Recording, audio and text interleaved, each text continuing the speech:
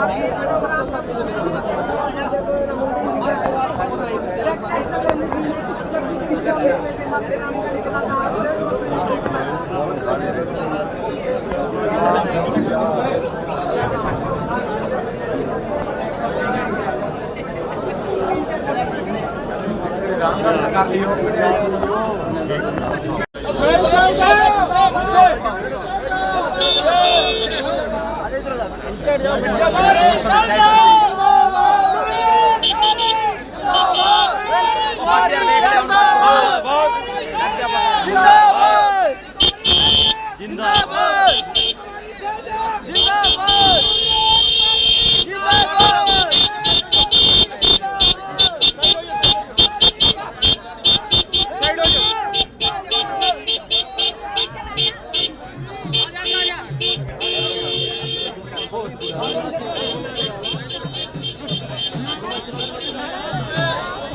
नमस्ते। चलो चलो चलो। सर, किस तरीके से देखते हैं कांग्रेस की, किस तरीके से हरियाणा के अंदर माहौल लग रहा है आपको भी? हरियाणा के लिए देश का ही माहौल बदल रहा है और ये शनय शनय बीजेपी से लोग पीछे हट रहे हैं और कितनी स्पीड से हटते हैं। ज़्यादा स्पीड से हटेंगे तो बीजेपी जाएगी 200 से भी, और घटने का जो क्रम है वो पिछले 1-1.5 महीने से चल रहा है। तेज कितना होता है अगले 20-25 दिन में, वो परिणामों को अफेक्ट करेगा, परिणामों का पता उसी से लगेगा। और मेरी अपना राजनीतिक अनुभव ये बोलता है कि ये लोगों की मूवमेंट है। राजनीतिक दल तो अपना अपना काम कर रहे हैं, लेकिन लोग इस चुनाव को लड़ रहे हैं। असली सही बात यह है कि लोगों का चुनाव वर्सेस मोदी चुनाव है। सर, क्या कारण मानते हैं भगवान का नाम लिया जा रहा है चुनाव प्रचार में? भगवान का नाम भगवान का लेने वाले लें और गरीब की आवाज़ उठाने वाले गरीब की आवाज़ उठाएं, युवाओं की आवाज़ उठाने वाले युवाओं की उठाएं।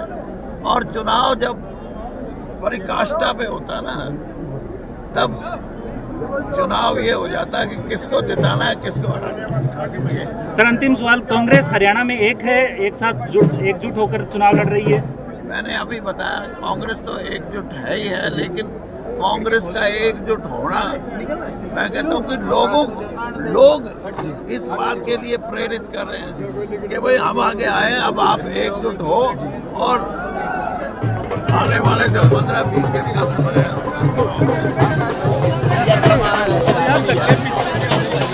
Thank you sir, thank you sir.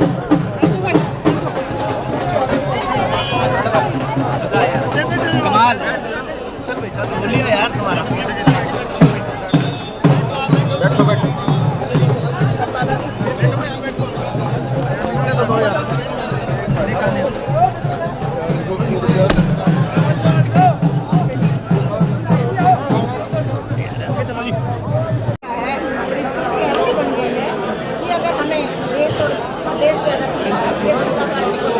तो हमारा देश जो है खतरे में आ जाएगा, और इसीलिए मैंने है कांग्रेस पार्टी ज्वाइन किया।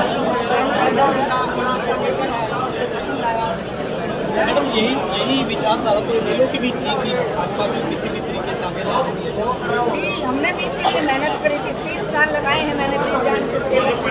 पार्टी ने भी मुझे पूरा मान सम्मान देने का काम किया है, लेकिन आज परिस्थितियाँ विपरीत है, ऐसी नहीं है, इसलिए मैंने कांग्रेस पार्टी ज्वाइन की। फिलहाल आपको क्या स्थिति से सामने नजर आ रहा है, क्योंकि नगरी ने भी कैसे दिखता है? मैं ये देख रही हूँ कि लाखों वोटों से बहन कुमारी शैलजा जी विजयी होकर जनता की सेवा करने का काम करेंगे। अगर बीजेपी तो बहुत उत्साहित है, वो कह रही है कि इस बार 4 जून 4 बीजेपी का उत्साहित होना तो आप पत्रकार छोड़ देना, चौथा स्तंभ भाई हो मैंने हो। आप देख ही रहे हो कि किस प्रकार गांव के अंदर, शहर के अंदर उनका विरोध हो रहा है, क्योंकि हमारे किसान, हमारे भाई 1 साल तक ऊपर तक जो है रोड पे बैठे रहे, कोई सुनाई नहीं, उन्होंने भी धोखे में रखा। उनको ये कहकर कि हम आपसे काम करेंगे, मानेंगे, MSP देंगे, लेकिन उनका कोई जो वादा था कोई पूरा नहीं हुआ। इसीलिए जो है आज किसान विरोध में है उनके, थे।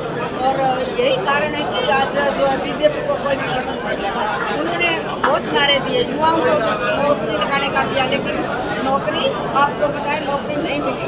महिलाओं के मान सम्मान की बात है, किसानों के MSP की बात है, चाहे कर्जा माफी की बात है, चाहे हमारे भाई बहनों को जो है मान सम्मान देने की बात है, उनको ऊपर उठाने की बात है, कुछ भी उन्होंने तो नहीं किया। इसीलिए जो है वो तो जुमलेबाजों की पार्टी है, नया नया जुमला लेकर आते हैं। कभी राम मंदिर के नाम पे मांगेंगे, कभी मोदी के जादू के नाम पे मांग, अभी तो मोदी के नाम पे मांग रहे हैं। इस वक्त मर्जी अपने नाम पे वोट क्यों नहीं मांग रहे? मैडम, सत्ता पक्ष में विपक्ष में लगातार दावे है कि कांग्रेस में गुटबाजी बहुत है, एक तो गुटबाजी नहीं होती। आप इस बात से बात करते हैं? आप देख रहे हो यहाँ पर, मैंने ऐसा कुछ नहीं देखा जब से मैंने ना ही मेरे हिसाब से मैंने नहीं देखा कोई यहाँ पर। सारे लोग जो है जितने कांग्रेस से जुड़े हुए हैं वो सारे आज यहाँ कांग्रेस में पहुंचे हैं। तो मैं कैसे कह सकता हूँ? जो बीजेपी के प्रत्याशी हैं वो आपके कैंडिडेट का पता पूछ रहे हैं, एड्रेस बताइए। हमारी सैलरी जगह 10 नंबर है, लोगों के दिलों में है, हर घर में सैलरी है, हर माता बहन के नाम पे सैलरी है, हर बच्चे के नाम पे सैलरी है। बताइए कहाँ नहीं है सैलरी? और जब रिजल्ट आएंगे तो आप देख लेंगे खबर साहब ने बयान दिया कि इसलिए मैं पार्टियां छोड़ता रहा, इसलिए मुझे क्या प्रतिक्रिया पार्टियां बदल रहे हो, रोज नए जुमले में आ रहे हो, मैं क्या कर सकता हूँ बारे में क्या कर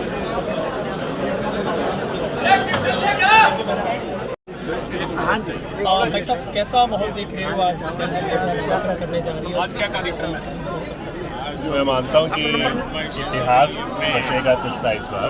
मैंने बड़े लंबे समय बाद इस तरह का, जहाँ पे जनता चुनाव लड़ रही हो एक उम्मीदवार के लिए, ऐसा माहौल बहुत लंबे समय बाद, खास करके लोकसभा चुनाव आज आप दे सकते हैं। और आज का जो मैं मानता हूँ कि 9 के 9 हल्कों में एक ही एक आवाज़ आ रही है। मैंने शैलजा जी का जब घोषणा हुई थी टिकट की, उससे पहले भी जब हम पूरे हल्के में घूम कर आया था, और एक तरफा उस समय भी बात यही थी कि शैलजा जी को टिकट मिलेगी, कांग्रेस पार्टी यहाँ से भारी बहुमत से जीतेगी। और उसका प्रमाण जो इन्होंने पिछले 3 दिन का दौरा हुआ, जिस प्रकार से हर एक हल्के में, हमारे दवाली से शुरुआत हुई थी, नरवाना में ख़त्म हुआ, हर जगह जहाँ से लोग छोटे से बुलावे पर 1-1, 2-2 घंटे के बुलावे पर लोग खुद आ रहे हैं, ये अपने आप प्रमाण करता है कि मैं मानता हूँ हरियाणा में माहौल बढ़िया है कांग्रेस का, और यहाँ पर एक कांग्रेस पार्टी इतिहास में आएगी और एक भारी बहुमत से यहाँ से चुनाव जीतेगी। बस अब बीजेपी कैंडिडेट और तमाम बीजेपी जो नेता हैं वो आपके जो प्रत्याशी उनका पता पूछ रहे हैं कि उनका एड्रेस बता दीजिए, उनकी 2 गज जमीन नहीं, उनके 2 मकान नहीं। मैं उनको ये पता करने की आवश्यकता है पहले की जो 5 साल में 5 पार्टियां बदल चुके हों, पहले से उनकी पार्टी क्या ये स्थिर है, ये भी कहने की उनसे पता करने की आवश्यकता है। जो 4 महीने 5 महीने 6 महीने पहले जो गाड़ियों में खड़े होके, बसों में खड़े होके, आपने भी फोटो देखी होंगी, जो इस सरकार से सवाल पूछा करते थे, मोदी जी के खिलाफ जो नारे लगाया करते थे, आज कहते हैं कि प्रधानमंत्री के लिए वोट मांग रहे हैं, काम कर रहे हैं। तो पहले उनको नीति नियत उनको सिद्ध करनी होगी। यहाँ तो शैलजा जी के मकान की आवश्यकता नहीं है। जिस तरह का जनसमूह है, आज बुजुर्ग से बुजुर्ग आदमी कहता है मेरे दिल में शैलजा जी रहती है, यहाँ पे उन्हें मकान बताने की आवश्यकता नहीं है। ये तो जो उम्मीदवार हैं 2009 से यहाँ पर हैं, चौथा चुनाव लड़ने जा रहे हैं, और आज की तारीख में आम जन के में आप किसी से भी पूछ लें उनके लिए क्या भावना है, वो अपने आप दर्शाती है। और शैलजा जी इतने लंबे समय बाद ज़रूर आ रही हो, और जो जिस तरह का जनसमूह निकल कर आया, वो अपने आप में हालात बताता है कि उनके लिए जनता की भावना क्या है। एक जुड़ाव बना रहा है एक परिवार की तरह, और मैं मानता हूँ हर एक कार्यकर्ता का जो घर है वो शैलजा जी का घर है। भाई साहब, अभी अशोक तंवर ने एक और बयान दिया, उन्होंने कहा कि मैंने पार्टियाँ इसलिए बदली, इसलिए कांग्रेस छोड़ी कि यहाँ पर मुझ जैसे गरीब और आम आदमी का हाथ काट के उन्होंने अपना सिंबल बनाया। तो आप पहले ये बता दीजिए, इससे पहले आम आदमी पार्टी में थे, वो तो आम आदमी पार्टी थी, जो कहते थे आम आदमी पार्टी, उसको क्यों छोड़ा?